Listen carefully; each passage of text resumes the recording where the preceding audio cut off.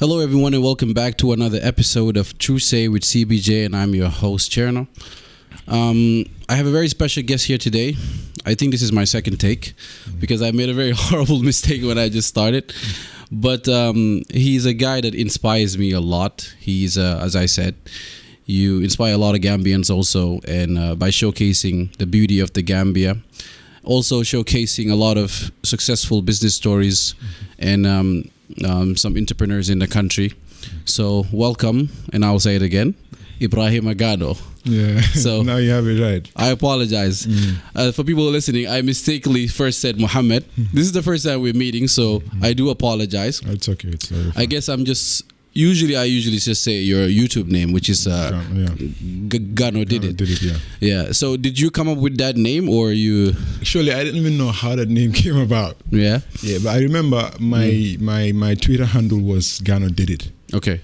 Yeah. So then I changed the YouTube to, because I was doing YouTube before, but it was not like my name. It was like an anonymous YouTube. Anonymous guy, yeah. Yeah.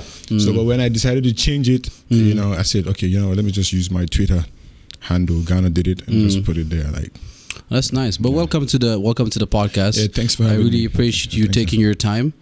Yeah, and I see you drive a very lovely bike. I wasn't expecting that at all. Yeah, that's my sport. I think range sport. I was about to call and say like, hold on 1 second. Let me just.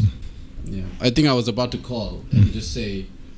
What color is the car that you're driving? Because that's what I was expecting. But it's beautiful. It's just very hard for me to drive a bike in the Gambia, I think. Yeah, and the roads also, this road construction, the road works and everything doesn't make it easy at all. But I think it's one of the best to move around with. Yes, right now. Absolutely. Yeah, because the traffic and everything is actually the best. Yeah, true. And by the way, your last name Gano is, I think, the first time I ever heard that last name. Which are you from Gambia or? My grandfather is from Kolda, Senegal. In Senegal. So yeah. Is it Wolof or? No, it's Fula. Oh, it's Fula. Do you speak Fula? Yeah. Really? Like really well? Yeah. I don't. You don't? No, I don't at all. I think, but you are Fula also because Jallo. Jallo is my last name. But yeah. Well, first of all, one of the reasons why I wanted to talk to you, like I said, because I'm a big fan of yours. I watch your video. I watch every video that you've ever made. Wow, thanks, man. And so I've been with you for a while. You know what I mean? But I think the moment you caught my eye was when you made your drift video, because I felt like I used to have ideas like that. Because I remember, there's a drift culture here. Yeah, absolutely. And I remember when I was young, driving around with my dad's car and all these things, trying to drift it and all these things. So when I saw that video, I was like, wow, like this guy is really doing stuff that most Gambians probably don't have the opportunity to do or not even thinking about. So what really inspired you to do a video like that? Were you interested in drifting or? Of course, yes. I'm interested. But it's just because, same thing. I think like we all went through that same, that time, take your dad's vehicle and just take it out and then you'll come back and then they'll whip the hell out of you, you know? Exactly, yeah. Yeah, so I went through that stage during high school. We just rent out cars and stuff. But, it was more like fun. But now you see people like the Yom Chair, they're taking it like seriously. Like they want something out of it. Like they want to make it a sport in the Gambia. But, the authorities are not making that easy. Yeah. So I said, you know what, let's do a video and then maybe the right people will see it and then maybe something will come out of this. Yeah. But you see, still, it's nothing. Still nothing. Yeah. I think because it's just a lot of... Because when I saw it, I was like, wow, this is amazing.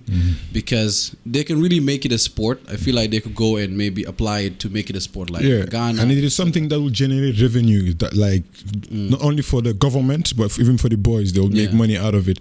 So doing something you love and then, making money out of it. Yeah, I think it's just because our country is so...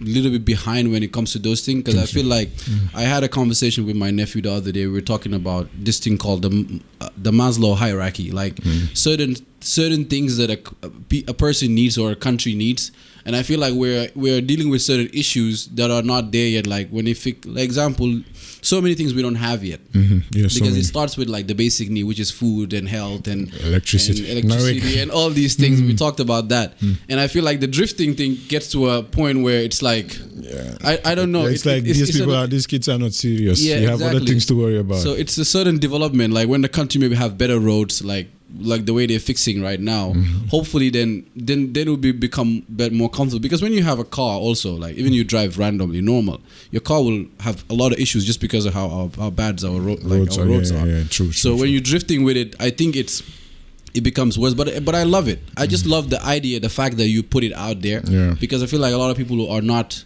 will never think about it, or will not be interested in putting that out there. You know what I mean? Yeah. So I think that was really. I think that was one of my favorite videos. But as you go to, I've been seeing a lot of different things, because I don't know what you call your videoing style. Like, what do you call your videoing style? Because it's almost like an interview, but it's like a vlog. Do you have a name for it? To be honest, I don't even know. I don't have like a specific. I'm just like going with the flow. Like, I'll just sit and something will come to my mind.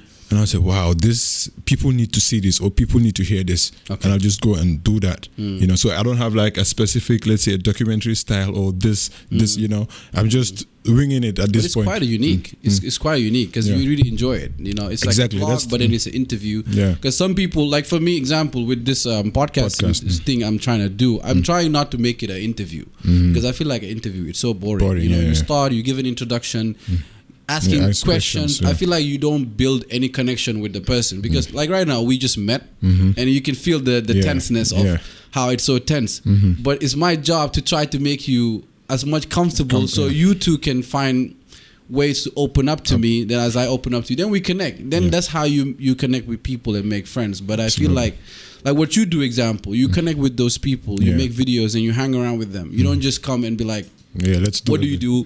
You know, and all these things. Like, they feel comfortable to be around you, to show you the business. True. And if you notice, like Gambia before, I don't think a lot of people will ever come and just show you everything that they're doing. Nah, you know? Still, that is like one of the biggest challenges, because I'll still, when some people, like, they have like amazing stories that will inspire people, you know, but when you reach out to them to do like a video about certain things, they'll say, no, I don't want people to know about this. Or when you'll be doing a video with someone and then they'll say, okay, but I don't want to say this, how I'm doing this thing, I will not mention this, you know. There's still that. But I know as time goes on, you know, people will start opening up. Because I feel like it's like, I don't know, they fear something. I'm not sure, but as time goes on, you know, they'll open up, you know. But you know, this is a start, so they're not used to the camera, and you know, Gambians and camera, they're not used to it. True. That's one of the reasons why I'm starting with audio podcast, because I like video, because I'm into acting and stuff. So I do tape myself and record myself and talk in the camera, but I do it better when I'm alone. You know what I mean? Same thing. So it'll be interesting, even if I would do a video podcast. I don't think I would even like to look at the camera. I'll probably just focus on the person I'm talking to. The way I interact with people, I don't like to interact with people just through a camera that much. You know, I like to really connect with people. Like, if I was just sitting on a computer, like with your videos, even if you were maybe just like sitting down, staring at the camera, because sometimes you have those times where you talk to the camera. But you still like do go out and meet people and really conversation. So I think that's what I enjoy more. You know what I mean? So it's all about connecting. Absolutely, man. Man. But it's good to be home. Like I think I texted you like a couple of months. That you'll be back. That I wanted to really do this, because you were like one of the first on my list. Because I don't really like to just talk to anybody. You know what I mean? When you talk to someone, you want to be interested in, or at least like something that they do, or want to know more about why they do what they do. So how did your journey started, like with making videos and all these things? Like where did it all started, if you could? With the YouTube? Yeah, with the YouTube. Yeah. Well, the YouTube started like, I think 2019. Started in 2020, but then it was more like an anonymous, faceless YouTube channel. I was just doing business. You know, I've been passionate about business since day one. A lot of things. Have you been passionate about a lot of things also when you? A lot of things. A lot of things. But business is also one of them. But how it started was, it was a faceless YouTube, because I used to watch like business channels outside of Gambia. You know, they'll talk about the country, this guy that is doing the business opportunities in their country, but when I search on YouTube, this opportunity in Gambia, there's nothing. You know, there's no business, something like like what I used to see outside. There's none of that in Gambia. Okay. So I was like, you know what these people are doing in their country, I want to do the same thing in Gambia. So I started like my channel. First, it was called the Gambian Insider. You know, I was doing business opportunities. This business is to start in Gambia. You know, business. You know, yeah. So I did that for like a year. Yeah. And then, you know, after all of a sudden, because I lose interest in stuff easy, so I lost interest. I stopped uploading videos. It was like for a whole year I was not uploading. But then YouTube demonetized my channel, and then, you know, so I went and deleted everything. You started over again. Yeah. So when I started, I was like, now, you know, I'm not going to hide. I'm going to show my face. Yes. So so now when I started again in 2021. Yeah. So I showed but then now I said, you know what? I'm going to because before I used to do a research about the individual and then put it out there. It might be accurate, it might not. True. I said, now what I'll do, I'll go to them and talk to them and let them even tell their own stories. Understand? Instead of me doing research and some might be true and some might not. Yeah. So that's how it started. I would go to them and, you know, ask them questions, and they'll tell them. But whoever I interview, I'll tell them one thing. The purpose of this video is to inspire people. Okay. Yeah, it's to inspire.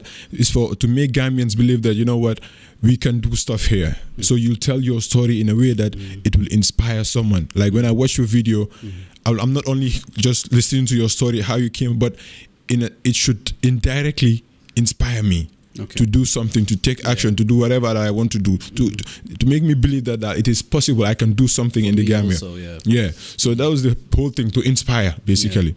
So when you were like, because you said like you were not maybe sure, like you were into a lot of different things. Yeah, a lot of things. Yeah. Was that a hard thing for you when you were getting started, like to find the courage to actually know that this is what you want to do now? When I was doing it wasn't like, okay, this is what I want to do. Because like I said, I was doing a lot of things. When I was a young boy, like I did barbing. You know, I was working at a barbing salon.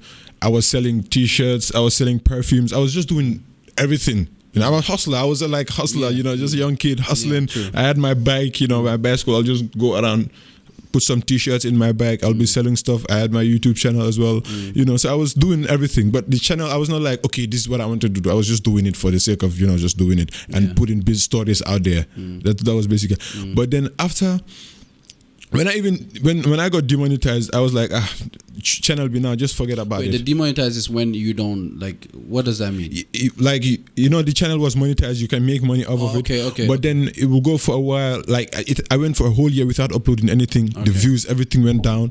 So YouTube just demonetized. Now you could not make any money out of this. You know, your channel is just there now.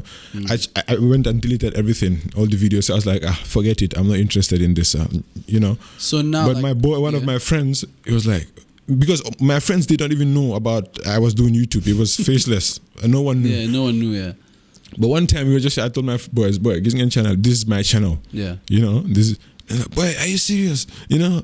Yeah. But why are you doing that? You just go back to it. Why are you leaving this? You have to come back. You know, one of my friends' phone, you know, he kept pushing me, boy, do this. You have to start this. You have to. So I said, you know what? Okay, let me just start it. But now I'll not hide. I'll show my face. And then that's how, you know, I started, and I was taking it seriously since then. Yeah, because I remember, I don't remember exactly when I saw, I think it was before the drift videos. I think you did something about, something like, it was like just a simple video to show like about Gambia or something. I don't remember exactly what video, but it was like a lot of like some good stuff about Gambia basically that you can do.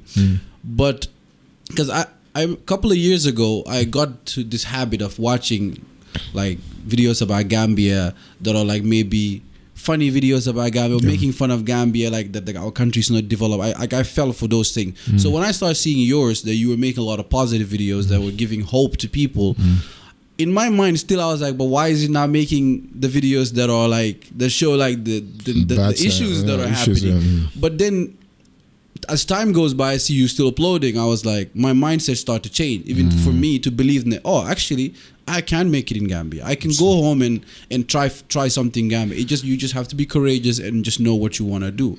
So I think that's when like I really start to, you know, like get into your stuff a lot. You know. But how do you keep the consistency now, since now that you know what you want? Because I've always had the problem also of knowing what I really want. I think since we will probably get into our tahfiz days, which is the data phase. But I feel like since I left boarding school till now, I'm still in a journey of self-discovery, you know, and I never really know what I want, because also I have something else that like, which is the Quran in my head, and I have to always keep that next to me, because I can't leave that no matter what. So how has your journey been like with that, you know, by staying consistent to doing what you want, but at the same time, like figuring out what you really love or what you want to do for the rest of your life, example, you know? It's kind of a very broad question, but the thing is, I think I'm still on that same journey of self-discovery. I won't say I've found. Now I know what I want. Yeah, true. Yeah, I'm at this point where I feel like, okay, this YouTube, you know, yes, I love doing this. Yeah, but you never know. Next day I might just do something else. No, you gotta keep going. You know, so I was just saying, like, I still haven't figured that out yet, but. The consistency thing, it's my being consistent is actually one of my biggest problems. Yeah, I'm not gonna lie to you. I think, but now I got to a point where I say, you know what, now, because like I said, I do a lot of things, but now recently I just sat down and say, you know what, I'm doing this, I'm doing that, I'm doing everything, and you know what impact, what am I gaining? So I was like, you know what, now I need to just sit down and focus on just one or two things. True. And that's it. So any other thing, you know, I do like video productions on the side, but now I've actually like kind of stopped that. Not fully, but like, because I felt like before that was the thing that was holding me back with the channel to upload regularly, because I'll have videos to make for my YouTube, and then I'll have another video to produce for someone. Okay. So instead of like music videos? No, not music videos. Just normal videos, ads or whatever. Okay. Yeah. So I'll have videos. So instead of focusing on the YouTube, I'll just go and do something for someone. You know, and then my YouTube is there. I'll just sit in. I'll go for months without uploading. True. So I was like, you know what, and after I realized, I said, you know what, I need to just stop all of those things and focus on the YouTube. And I have a small canvas printing business. Oh yeah, your clothing. Yeah. No, it's not clothing. It's like canvas. Oh, okay. Canvas frames with prints, and so I do that. So I was like, you know what, now I need to focus only on these two. You know, focus on these and just give all my attention and energy to this. And that's it. Yeah, but if like for someone like me, I think I'm just interested in so many things. I'd like to try out so many different things, but at some point, you know, you have to just slow down. You have to kind of make your whatever. How should I say it? Make your choices a little bit smaller. Exactly. You know, that's always been my problem. Also, like I've been into football, I've been into basketball, I've been into boxing. I wanted to be at some point to rap, to make music, because I had the talent, but then I had to drop that, you know, because I'm like, that's just haram, and I can't never do that. I did modeling, I'm trying acting, and now I got to the podcasting, and I still struggle with my consistency too, because it's like, because I'm thinking about so many things, I don't know which one to prioritize, you know, like just you know, because it's like, or I'm very self-critical sometimes to the way I do the videos, because I'm like, the way I record the podcast, because I'm like, I want to do it in a perfect way. And if it's not perfect, maybe I'll hold on to it a little bit, see like if I could maybe focus on So it's a lot of... Yeah, that is also another thing. That is also another thing, yeah. Yeah. So you said now you've managed to hold on to these two things. Yeah. So... how long does it take for your process, like when you're researching somebody? Like, do you go to them or do they come to you? Like, you go to them. Yeah, for some, I go to them. For some people, I reach out to them. You know what? I think your story is really good. It's interesting. It will inspire people. Yeah. You know, let's do a video of this. And some will, you know, in the beginning, you know, a lot of people some will air me. You know, they will not reply to the messages. Some will say, no, I cannot do, you know, because, you know, I don't want to, you know, put my business out there, but some will agree, and then I'll go. But now it has been like people reaching out, you know, and now that there's so many people reaching out, I'll also have to be selective. Yeah, you understand? True. Yeah, I'll also select. Okay, you know, no, your story. No, this is not something that I want to feature on my channel. But if someone that has a good story, okay, let's do it. You know, because it has to be something that you're very interested in. Exactly. You know, something that inspires you and makes you wanna do it. You know. Yeah, but so that's it. But then the process to like make one, like now I'm uploading a video once a week. I'm uploading once a week, every Thursday.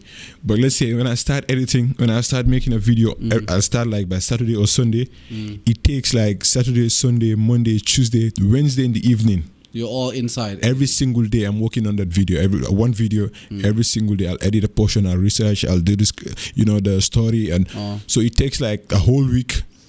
Until Wednesday evening, I'll be done and I'll upload it and schedule it for Thursday around 3 to 5 p.m. So it's like every single day I'm working on this. Now I'm pretty much lifeless, just inside. Yeah, I'm inside just on a video, working on videos, and So that's why when people invite me out for something, I was like, boy, boy. Yeah, true. Even yesterday, we were supposed to do this yesterday, but I totally forgot about it. And because the thing is, I was like waiting the whole day. I went to the beach and I was like waiting, but I was like, actually, he'll text me because usually too, I don't like to push people too much because I want this to be very natural. You know what I feel like at the moment I push it, right, it becomes like then the conversation for me gets a little bit forced, and I don't want the person to come here forced. I want you to come willingly to you want to meet me, fine, And so when you text me, like I think it was around like 7, 8, I was like.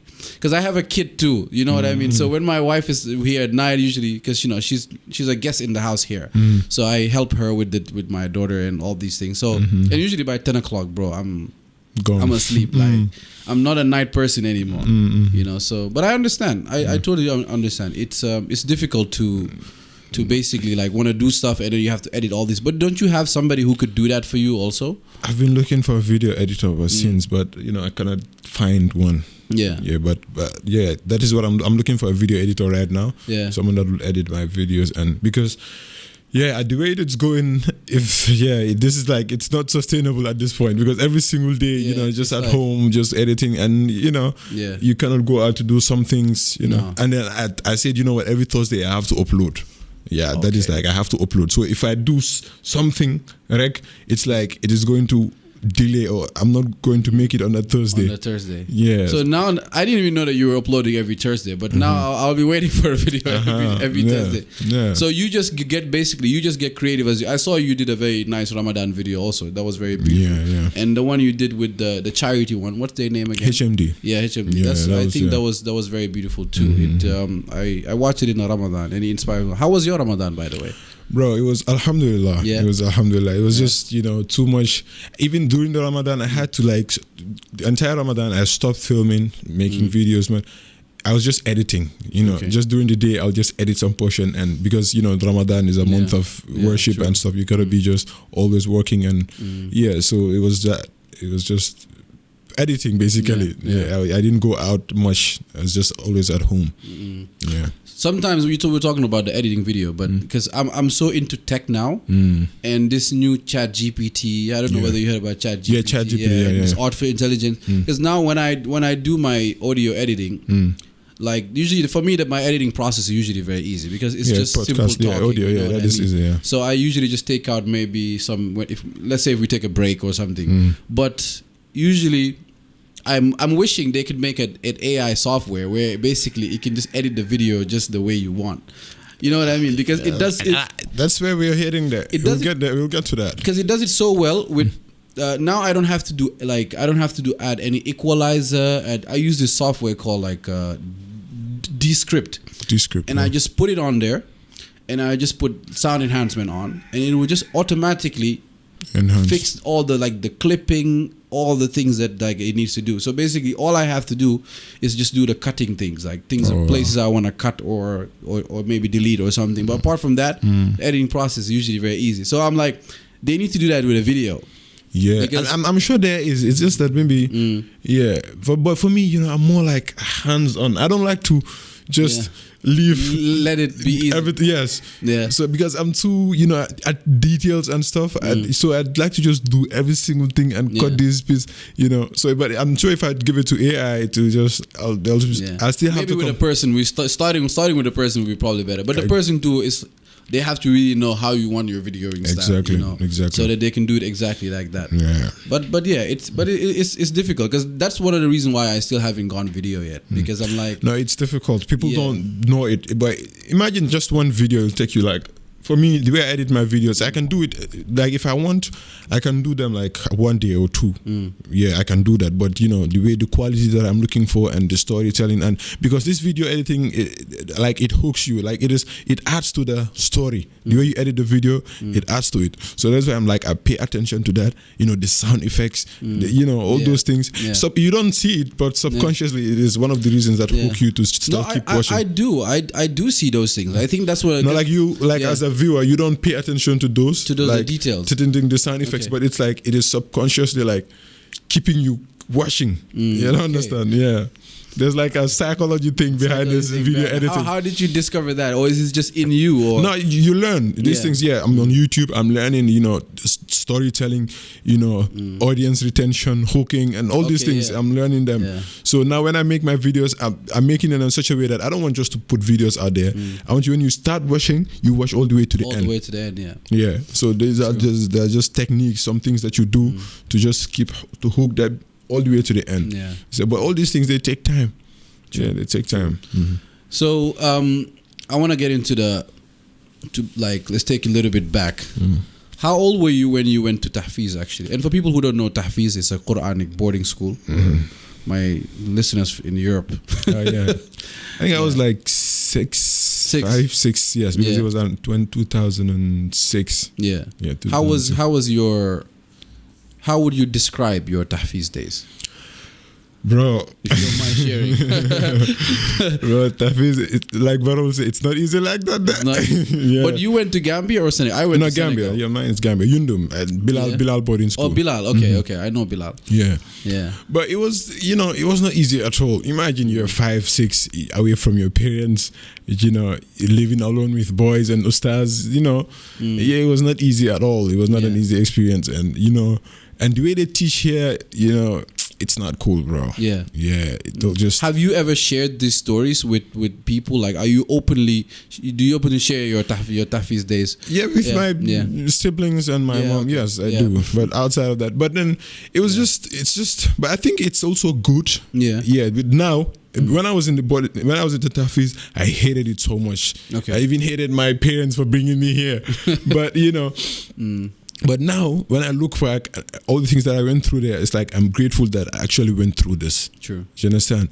Because now it's like there's so many things. It's like when you're out, when you go through the Tahfiz, it teaches you that you can actually survive on your own. You can. Yeah. I don't know how to put it. Like it puts that hunger type of thing in you, and it makes you very strong mentally. Exactly. It's like you're very special in a way. Absolutely. Like that's how I see it. Yeah, because imagine you're 5, 6. You're taking care of yourself.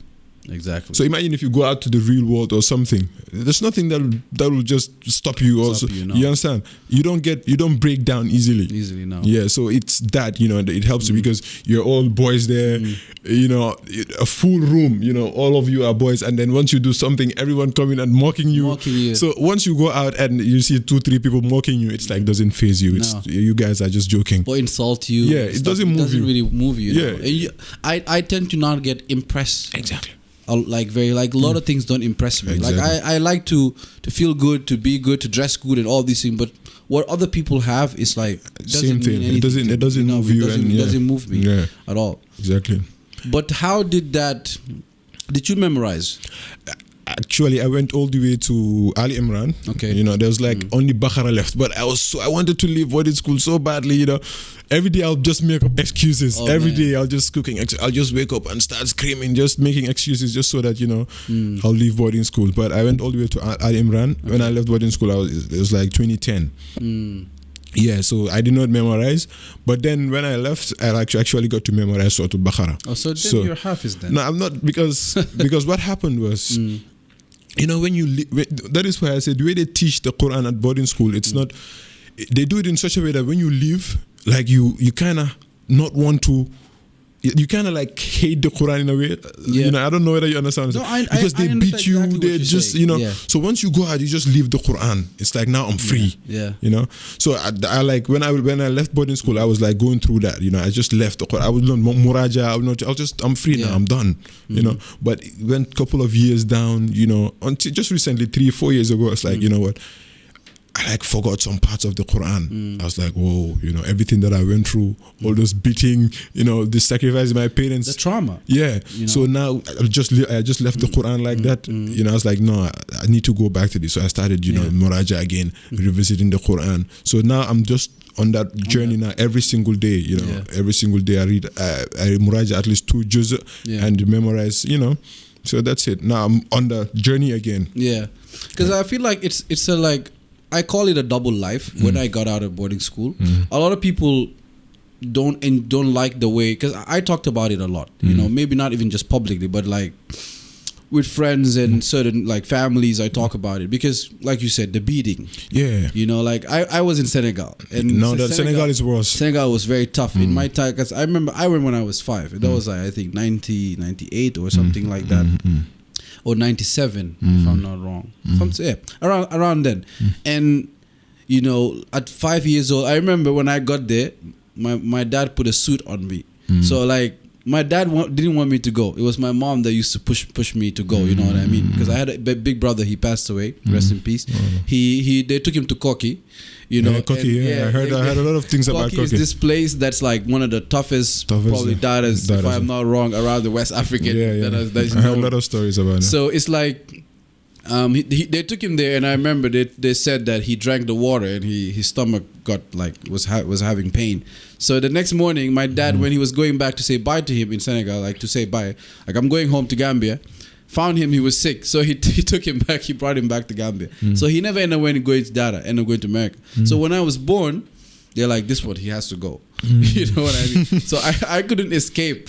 And I remember they took me with a suit, and when I got there, they told him like, this has to be off. They took the suit off and then just gave me t-shirt and shorts and some slippers, and that's it. And I was very light skinned, you know, like those things, when they see you look different, you know, you know how Africa is with the tribalism, you know, when they see this is fuller, this is this, so they start pulling me.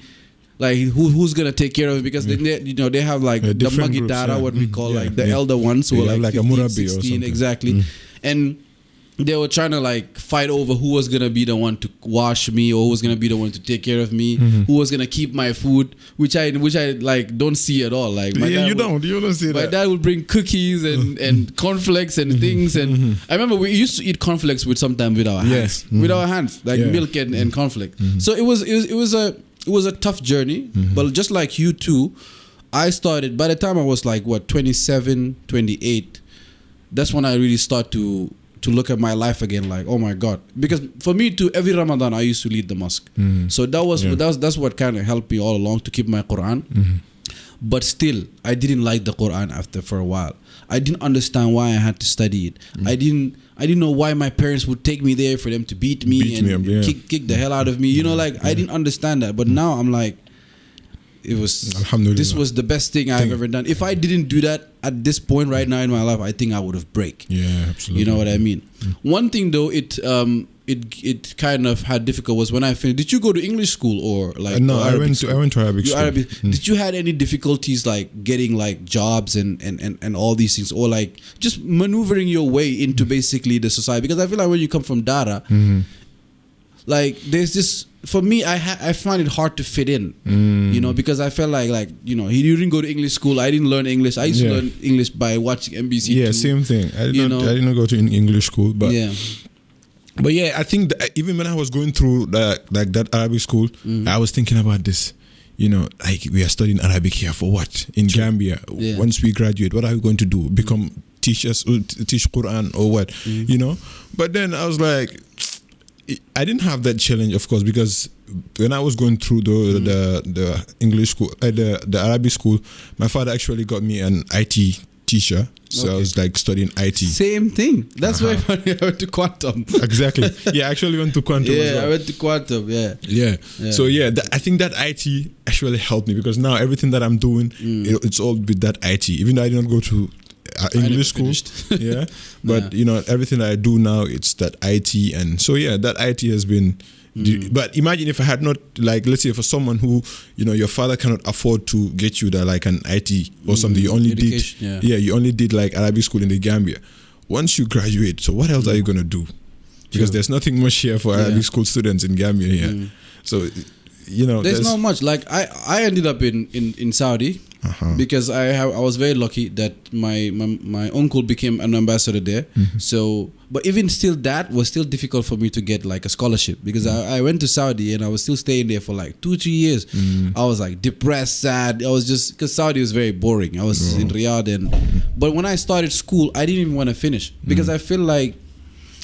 Maybe you could relate with me. I feel like I didn't choose that life. Like I didn't have the opportunity to make the decision because I feel like your whole life was kind of planned. Yeah. The same. I felt that. You were not guided in the right way. It was just like, okay, you're gonna go to Dara, you're gonna memorize the Quran, and you're probably gonna be an imam or something. You know what I mean? Yeah. So when I got to that level, like, cause I didn't even finish my university, but mainly because my dad passed, so I basically quit university and I came back here. You know. Which, I didn't really regret the decision because I feel like it would have been good, but I'm still teaching myself Islam, Sharia, because I was studying Islamic studies, so I still feel myself. So, and then I still find it difficult to basically like just to fit in. I didn't know why I was studying the Quran. I didn't know why I wanted to study Sharia because I was, when you're just young, you don't know these things. I totally get what you're saying. Yeah, same thing. Especially when I was going through that high school thing. That you have to wake up at Saturday. Saturday you have to go to school. True. And your boys are out, going to play. You're the only one going to school, so it's like, no, boy, this is terrible. Why am I even going to? Why did my father just, So you're thinking about all these things, But it's like, that is what they want. Most of us that are going through this, sometimes this is not something that you want. No. Yeah, it's just your parents. But as you grow older, you're like, I'm glad that. They I went through this. Yeah, they push it. Yeah, because it does make you stronger. Yeah, like I mean, we are Muslims after all, and the Quran. You have as a Muslim, if you have the Quran, you have your Deen, man. Like you actually have everything. Yeah. True. Yeah, because I still like right now. I'm trying to do acting, but I'm not giving it my 100% because I've been trying to do these Quran like TikTok videos and all these things, but I ended up stopping. Because I was like, why am I doing it? Because I feel like I was doing it maybe for the wrong reason, either for people to click and like, or for people to see, oh, he has a good voice, and I didn't want to even do it for that. Because I feel like if I'm doing it, I really want to do this from the bottom up because I love the Quran so much that this is what I want to focus on. But when your mind is on so many different things, your niyyah, your intention, the intention, we believe that whatever you do, like. Allah looks at your intention. Exactly. Yeah. Same thing. I actually was doing TikToks, doing this, sermons and stuff, Quran, preaching. But for me, my intention was like, I was doing it for the right reasons. Yeah. It was not to show off or anything. Yeah. But even though sometimes I'll struggle with that, sometimes I'll just take out my phone, I want to make something. Before I click record, I ask myself, why are you doing this? Sometimes it's to show off, so I'll just stop. But most times it's just my intentions is. How important is that, by the way, too, for people who are listening? Like, before doing something, you really think of, because nowadays, we live in that social media world where people, women, boys, young boys, they're all over social media, and people don't really think about what they really do before they do that. How important is that to actually have that? Yeah, it's if you're doing something about Deen where you're expecting a reward, if you do it for the wrong reasons, it's like you're doing it for nothing. Because if you're doing an Islamic video or something expecting a reward, and your intention is for people to say, okay, maybe he has a nice voice, or this guy, something, that is what you will get out of it. Because there's this story of people that will go on Day of Judgment and they'll come with so many good deeds, like the mountains, and all of it will go away, and then they'll tell Allah, but Allah, I went to jihad, I did this, I did that, and Allah will tell them, you did this so that people will say you are brave, you did this so that people will say you are knowledgeable, so you have knowledge, so now you got that is your reward. So imagine doing all these good deeds and going on to the Qiyamah and finding out that you had nothing there. It's just because of your intention. Just because of you did not do it for the sake of Allah. You understand? That's scary. Yeah, so that's why. But for dunya matters, when you're doing something for the world, you have some interest, you have something in your mind that I'm doing it for this reason. Yeah. You're not expecting any reward out of it, but you expecting something. Yeah. So but when it comes to matters of deen, it's really important to your intention to purify it and do it for the sake of Allah. Yeah. So for me, when I was doing those TikToks, my intention was mainly, it was just good. I'm doing it to put the words out there. But after I realized, TikTok, it came with too much fitna.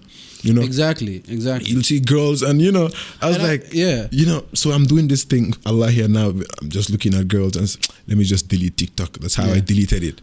But my videos are still on TikTok, but I deleted because let's say I'm just on TikTok posting videos about Quran, advising people about Islam, and the next thing I'm going through the feed, I'm seeing a girl just doing some weird dances, and I might just look at it a few seconds, and next thing I'm going to her profile, and I say, what is better? What is better? That's me putting the word out there, or me going into this sin? Exactly. It's like going to the sin that just it will lead to something else, and before you know it, I'm gone. So I was like, let me just delete TikTok. So that's how I deleted it. I mean, even not just even for the religious part, but just for people who don't even have that much deen. You know what I mean? People that are not that religious, like whether it's like you said, a girl just showing their body, or even the guys flexing, showing certain things that are not. I feel like people are so it's like a competition almost, like on who has this and who has that. Like whatever you have, and you want to show off. Yeah. So it's like, why am I recording this video? Like really, am I gonna really just show off my body, or am I gonna just show off that I just got a new jewelry or some cash money? So it's like people are not very conscious sometimes when it comes to those things. And for me, that's why I left my Instagram. It's been a year now, like last Ramadan that I did. And that's the same question I asked myself, like why do I have this? Like, I'm not really doing it right now for money. I'm not doing it for business. Why am I just posting pictures of myself randomly for nothing? You know what I mean? I really but at the same time, at that time, that's when I was really going through the spiritual journey, because I was very rough when it comes to party. Because for me, when my dad passed, I got into this lifestyle of partying and hanging around with a lot of different people.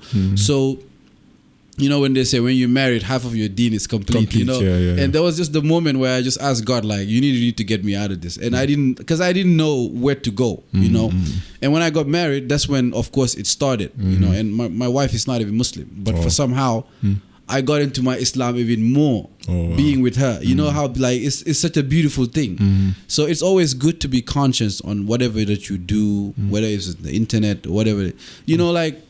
Whether you're doing it for the deen, of course, fi sabilillah, which is in the way of Allah subhanahu wa ta'ala, or you just for your own well-being. Because you can be posting something and it can affect you in a certain way, whether people talking about you, whether, people have their eyes on you. So it's a lot of things, Yeah, man. Yeah. So, we've touched on a lot of topics, but I saw that you have something with this guy, Bits. Yeah, Bits. It's a company. It's BNG. From you guys are the one that made the Jufre documentary. Yeah. What's the plan for that? For filming? It's just for video productions. Okay. Yeah, like I said, we do video productions on this side. That is what. Yeah. But even that, lately, I've been slowing down on that because that one you guys have to do something. Yeah, we actually trying, but that is why I'm saying I'm looking for when I have a video like a team. With my YouTube, then it will be easy to do certain other things. Okay. But for now, I'm one man, so I need to give all my attention and this too.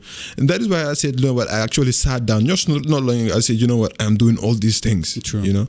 But at the end of the day, it's like you're doing that, you are doing this, you are doing that, but then you are not making any impact in any. It's like a jack of all trade and a master of none, something like that. Exactly. I was like, now let me just slow down, focus on these two and give it all. But as time goes on, for my YouTube, as it grows a little, and I have a team that will just help me with everything, then I can continue that work with Bits. We can make documentaries and stuff. Yeah, because the reason why I said that, because when you guys made the documentary, like Musa, he's different. He came to me. When he came to Sweden, he brought the video to my house, and we watched it before the video was out. Because he's like that. When he has something new, he comes to me. But I'm like, they really need to make movies, like even films, even if it's a short films and all these things. No, that's all part of the plan. It's all part of the plan. And of course, we had this talk where let's make a Yaya Jammeh movie. Have you guys ever thought about that? You know, no. But that would be interesting though. No, it would be very interesting. I have a lot of ideas.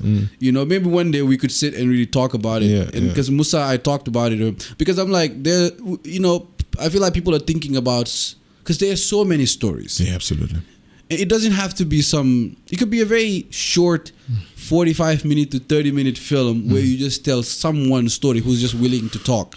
You know, it doesn't have to be, I even have an actor who can probably play him. He's a Gambian actor, Babu Sise. I think he would be perfect to play a role like that. Yeah. You know, I think it's just all. No, that is going to be big. Because I feel like if we don't do it or even start to do something, someone will do it.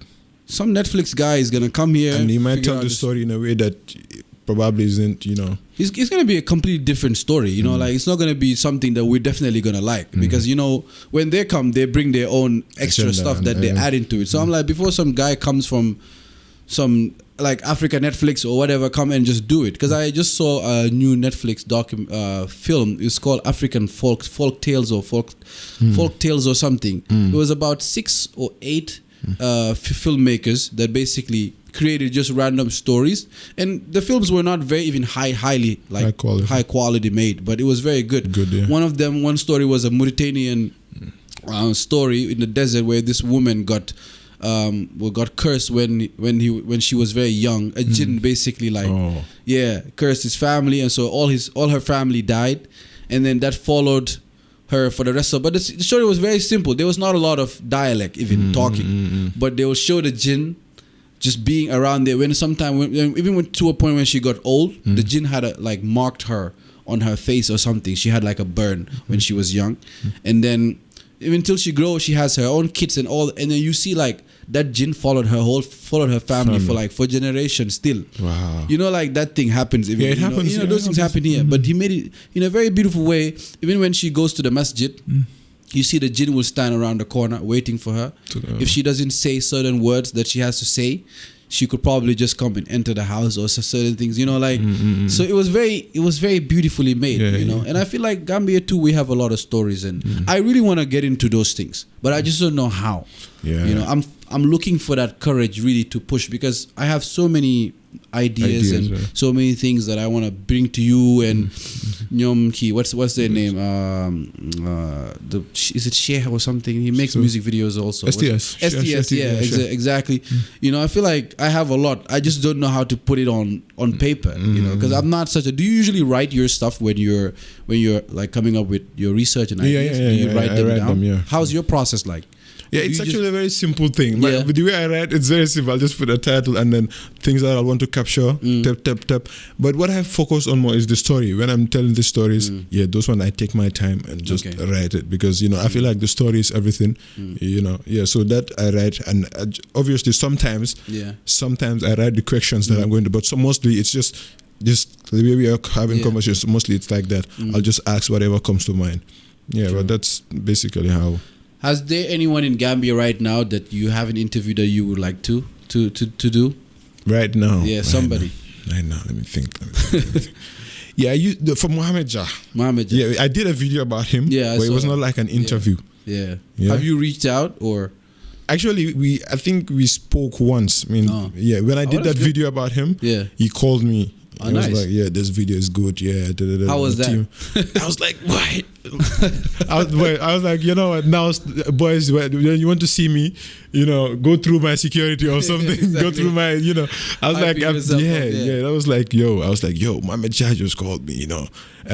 But before that, it was just Tunkara, you know, the head of programs at QTV. Okay. He called me. He said, "Hey, my boss saw the video. He likes it. You know, we want to invite you over for something, you know," which they never did. They never invited. Said they're gonna invite me, but they didn't.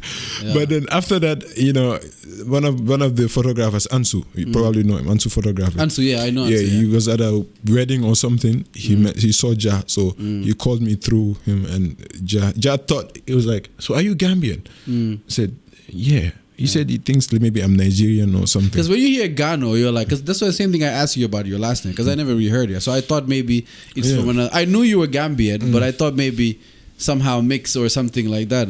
Yeah, so Jay was like, so oh, you're a Gambian. Wow, I never knew Gambians were doing something like this. And I was like, yeah.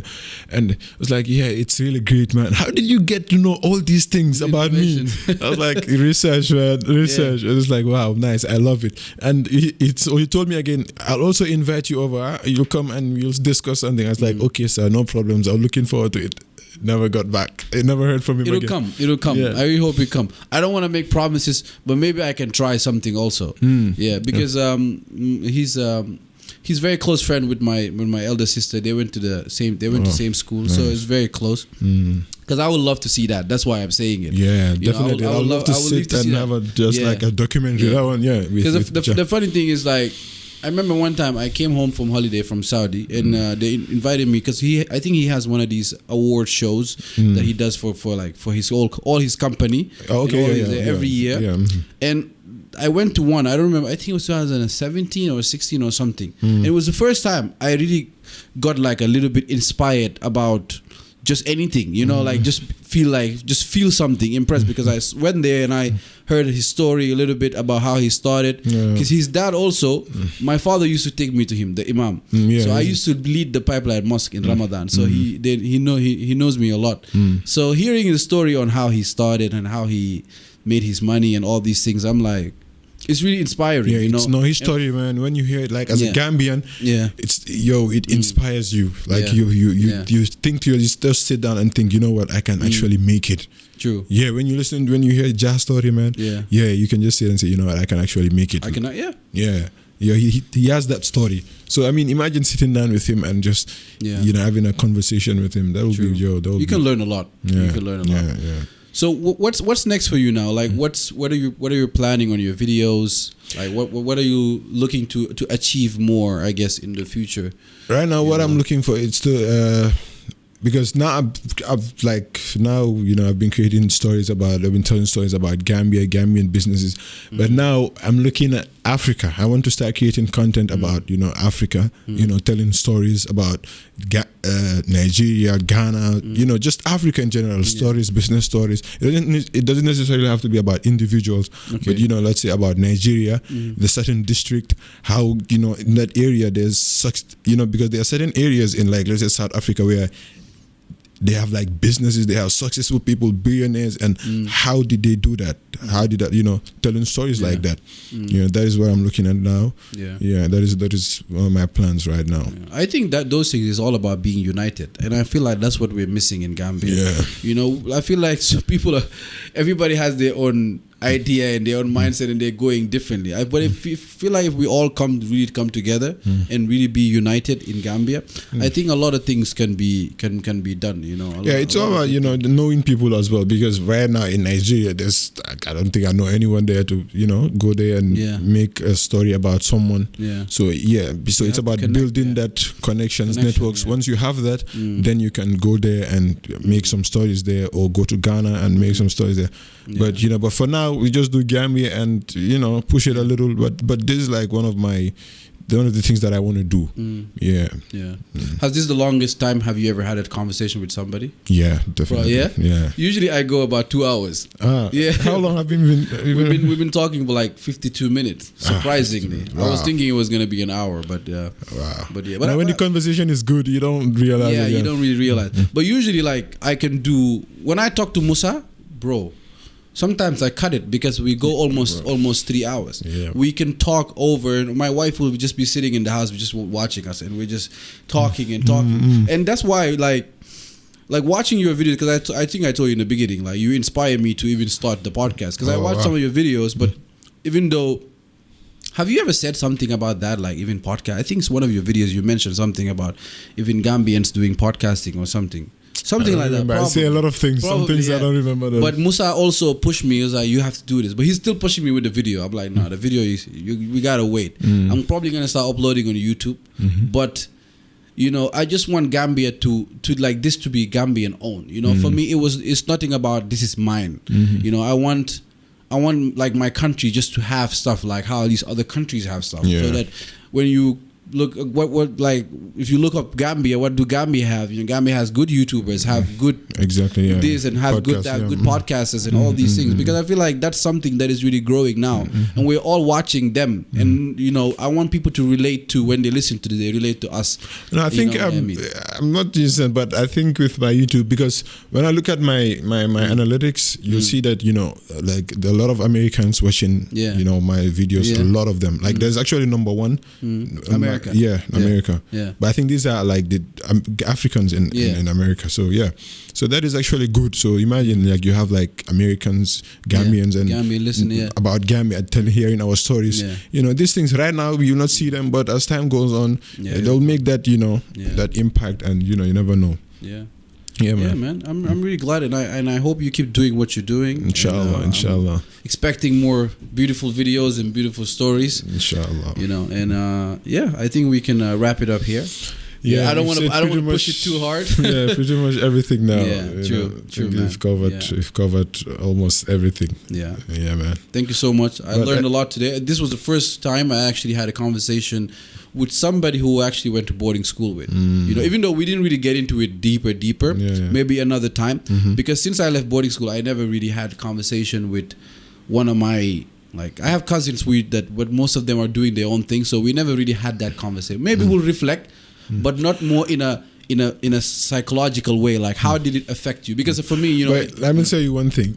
One thing that is, since I left boarding school, there's just my eating habit, it still didn't change. When I eat fast. That's the only thing.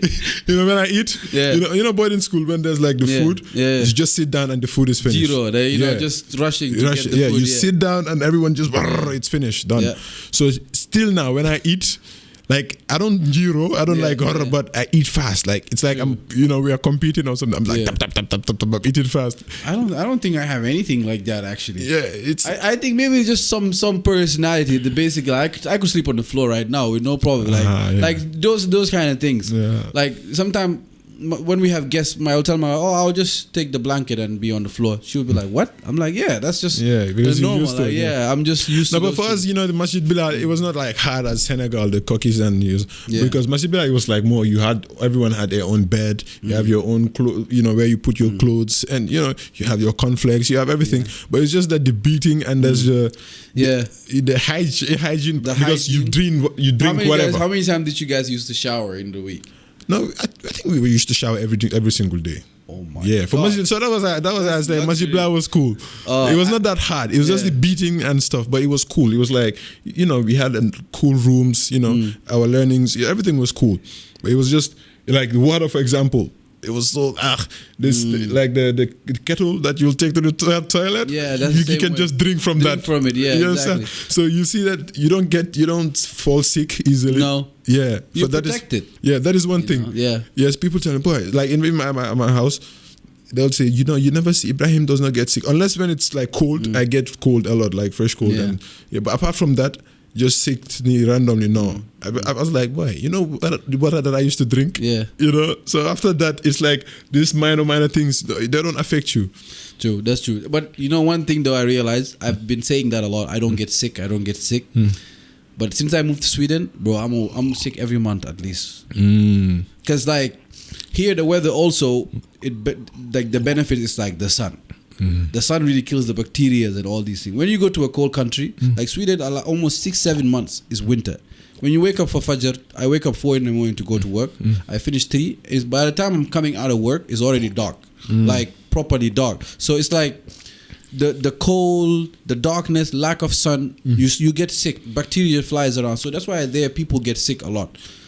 So like just recently, just in the Ramadan, just exactly the last 10 days, all of the last 10 days I was sick. And I remember I was so prepared for my prayers. I was like, you know what, I'm going to get 3 hours sleep. I'm going to go to work because their Fajr is like 3 in the morning. Oh, wow. And I have to wake up, like I start work 6:30. So I have to be up by 4. So basically I'll maybe sleep from, and usually, you don't go to bed very early, I'll go to bed 12 and then I'll wake up 3. Wow, have suhoor, and then so that was my plan, because in the whole Ramadan I was doing that, but as soon as the last 10 days started, I just got sick, and I had this this thing which is called the 6 du'as that we do by some guy called Muhammad Sharif. He was an imam that passed away, and he used to talk about these 6 du'as that you should have, and basically you design your own du'as the way you want it. So in the Laylatul Qadr, which is the night of decree, they call it, you ask these du'as to Allah to grant you whatever you want. You know, like basically the du'a of Sulaiman, like the prayer of Sulaiman. You know what I mean? You know, Rabbi habli mulkan la yanbaghi li ahadin ba'd. So you know that dua was one of the biggest duas because it covered his kingdom was like one of the biggest kingdom. Yeah, but if you make that dua, Sulaiman said Rabbi habli, so obviously you'll not have that. I don't know. Of course, we're not gonna have jinns flying around and hood. You know what I mean? But basically, just the point of it was like you can ask God for anything and He will give you. You know, like don't be shy about it. But the same time you have to write them down, and of course it has to be realistic too. Like let's say right now maybe you want to whatever you want to achieve with your videos. You know, let's say by the end of the year, God, I want to start making this amount of videos. You know, maybe you do the dua like that, and every day you design the duas the way you want. Like, okay, God, thank you for giving me the ability to already have a YouTube channel, but you know what? I want to have a second one now. You know what I mean? So for it to start manifesting like that. Yeah. No, I get it. I mean, yeah. Actually, I'm learning from this because I don't write du'as. I just keep them. Whatever comes in my mind, I'll just ask that. When I'm making du'as, I'll just start and then I'm just going. Because things will start coming. Yeah. I'll just going. Things will start coming in my head that I don't even know that I wanted. But then since, you know, it's Allah, He has everything. He has everything. Might as well just ask. Yeah. You know? So yeah, that is how I make dua. I don't write them down, but I think that's a good one, you know, to actually write it down. I discovered it recently. One of my aunts, she always pushes me to, I'm so bad at saying he and she. Yeah, it's a Gambian thing. You know, and she was like, Cherno, you have to write them down. She said, don't write more than 6, just 6, you know? And the first one, it can be something about, I don't know, you want to build a mosque, or you want to maybe have a tahfiz one day, or I don't know, you want to get a degree by the end of the year. But it comes with hard work too. So when you write them, you keep those du'as maybe for 6 months. Because that's your goal, like right now. That's what you really want by the end of the year. So you focus on that. But when you write it too... You know what, when I get home, I'm actually going to do this. And when you write it, throw the paper away. Because this has to be something that you really want. Because, you know, sometimes when I ask Allah, I'm like, sorry for asking for for things for the wrong reason. Because I can sit here and say, you know what, I want $1 billion. But why do I really want $1 billion? What am I going to do with it? Do I really need it? Is it just for me, or am I going to really have it too, but then help people?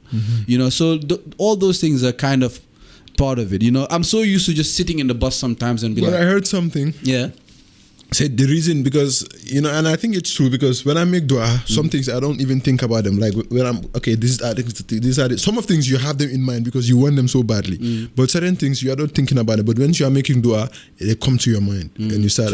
And I saw something that said, the only reason why you're asking about something, it's because Allah wants you to ask about it. That's why He puts it in your mind in the first place. You understand? So I think that is beautiful. Yeah.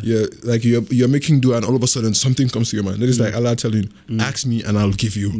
Exactly. Ask me and I'll go. And one thing is, I've been feeling bad to ask Allah for, because I was like, I really, by the end of this, and I'm going to tell you, I will say it to everybody, my secret, I asked like, I want by the end of the year, I want to be in a movie. I don't care what type of movie it is, but I just want to have a good role or whatever, and I'm going to work on it.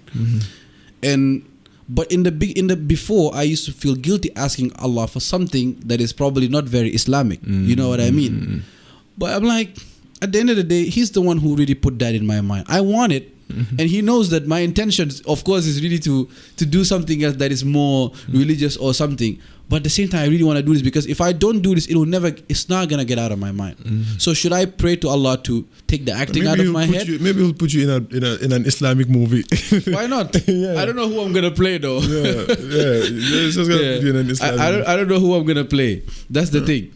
You know, things will work out. You know, that is why they say when you make certain du'as, when Allah does not answer that du'a, He replaces it with something else. You understand? So you never know. You know? I mean, He's the all wise. So He has the wisdom. He knows what we want, and I feel like when you know that, also it really becomes makes your mind to relax and to be in ease. Exactly. You know, when you make dua, sometimes you make dua, and you feel like, you know what, Allah, just do what's best for me. Exactly. You know, sometimes that happens. Yeah, you know what's best for me, so just do it for that. me. Yeah. But I realize too, that's good. But you have to figure out, because it means that you don't really know what you want still. Exactly. Yeah. You know, and for me, that's the hard part. That's that self-discovery thing. You're still trying to figure out, do I really want this? Do I really want that? You know. So when I'm asking for God, I'm like, yeah, I don't know. You know what's good for me and what's bad for me. I know that I'm interested in so many things. I love doing so many. So that's why now when I'm making dua,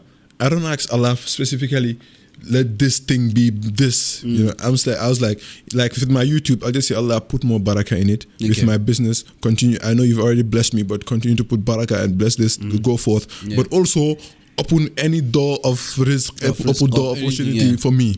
True. You know.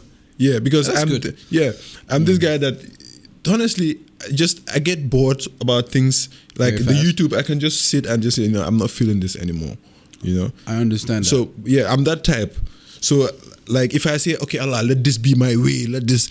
What about if I get bored and I'm not interested? And Allah, okay, I said, okay, this is going to you. This is what you'll do for the rest of your life. So that's why I said, Allah, you know what? Put barakah in this, but then also.